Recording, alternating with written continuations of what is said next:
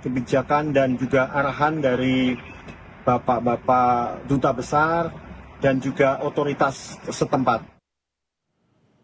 Saudara, untuk mengetahui bagaimana kondisi terkini di kawasan Timur Tengah, kami sudah tersambung melalui sambungan telepon dengan warga negara Indonesia, Vidi Viciandri di Qatar. Selamat malam waktu Indonesia, Mas Vidi.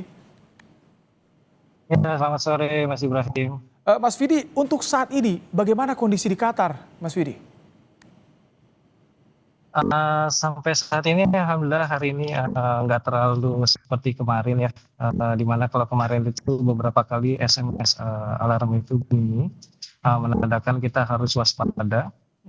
Jadi hari ini tadi tidak ada sama sekali alhamdulillah so far ya, sampai saat ini. Oh, jadi untuk hari ini bisa kembali beraktivitas, Mas Vidi? Kalau aktivitas kita tetap untuk sekolah online, untuk yang kerja office semuanya yang non esensial itu dia kerja dari rumah. Sedangkan untuk yang kerja shift atau bagian produksi dia tetap masuk ke pabrik. Oke, Mas Vidi, tadi Anda bilang jika sepanjang kemarin ada terasa ancaman. Seperti apa bisa diceritakan, Mas Vidi?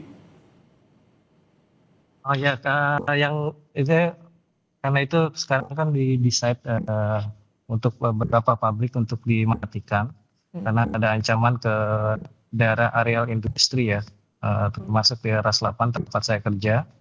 Jadi memang di tempat saya kerja juga pabrik sudah dimatikan untuk keamanan gitu. Untuk mencegah kerusakan lebih lanjut mungkin kalau ada serangan. Karena beberapa informasi menyebutkan sudah ada mencoba serangan drone ya ke tempat kami bekerja gitu. Walaupun itu sudah berhasil di-intercept. Oleh karena itu setelah itu mereka mungkin decide untuk mematikan beberapa pabrik. Mas, jadi Anda sempat merasakan bahwa dari kejauhan ada drone yang mendekat ke tempat Anda bekerja, Mas Vidi?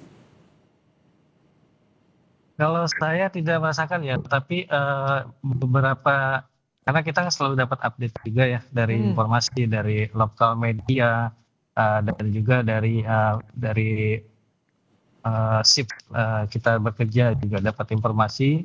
Jadi kejadiannya memang dekat di sini, tapi saya tidak merasakan langsung gitu. Misalkan ada dentuman atau apa gitu. Tapi kalau beberapa hari lalu ya kita merasakan walaupun kita tinggal sekitar 30 km dari Doha ya.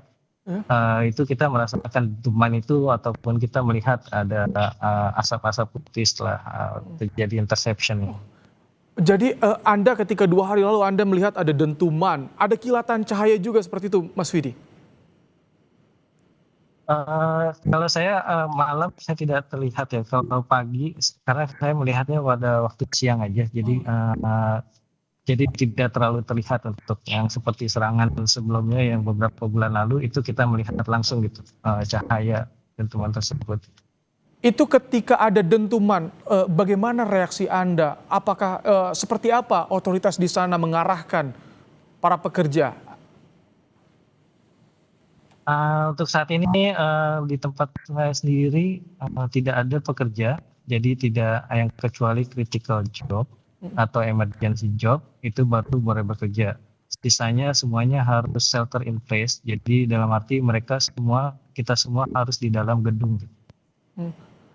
Untuk sendiri dari kedutaan besar seperti apa dari Kementerian Luar Negeri, arahannya bagaimana, Mas Vidi? Ya, dari Dubes, Masya Allah ya, mereka selalu engage dengan kita, dengan masyarakat Indonesia ini.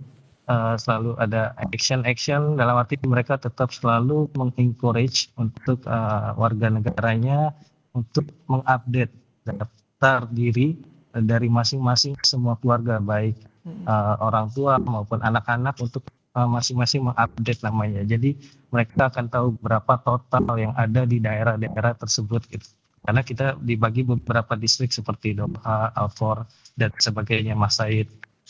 Jadi dengan data itu mereka akan tahu berapa jumlah masyarakat Indonesia itu di daerah-daerah tersebut. Jika terjadi kejadian yang tidak diinginkan, mereka akan cepat untuk mengevakuasi atau membuat strategi evakuasi tersebut ya. Baik, terima kasih Mas Vidi Viciandri, WNI yang berada di Qatar. Tentu kami doakan Anda dan keluarga dan WNI yang ada di sana semua selamat tentunya. Terima kasih Mas Vidi. Amin, amin, insyaallah. Terima kasih. Saudara Presiden Prabowo Subianto mengundang para mantan presiden, wakil presiden, ketua